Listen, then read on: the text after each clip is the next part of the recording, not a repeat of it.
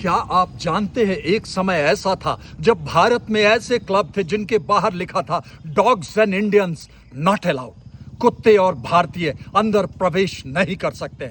यह केवल बोर्ड नहीं था, यह पूरे राष्ट्र का अपमान था। 21 वर्ष की एक बेटी ने तय किया कि अब इसका जवाब दिया जाएगा। उनका नाम था प्रीतिलता वाडेदार।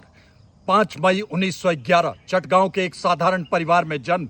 बचपन से ही पढ़ाई में असाधारण, स्कूल और कॉलेज में उत्कृष्ट प्रदर्शन किया। पढ़ाई में अत्यंत मेधावी और शिक्षिका के रूप में कार्य कर चुकी थी। वे अध्यापिका बनी रह सकती थी, आराम से जीवन बिता सकती थी, लेकिन उन्होंने अलग रास्ता चुना, राष्ट्र सेवा का। उनकी मुलाकात हुई महान क्रांतिकारी सूर्य सेन, जिन्हें लोग मास्टर दा कहते थे।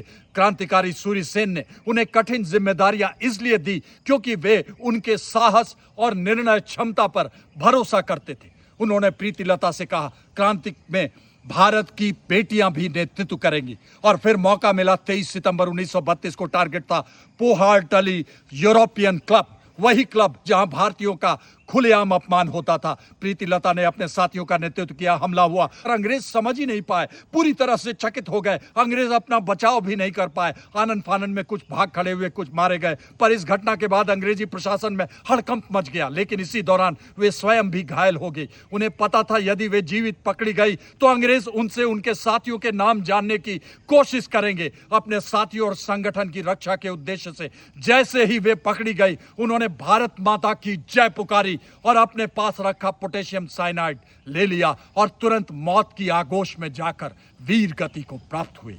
सिर्फ 21 वर्ष की उम्र में भारत ने अपनी एक और वीर बेटी खो दी। लेकिन सोचिए, उन्होंने अपने लिए कुछ नहीं खोया।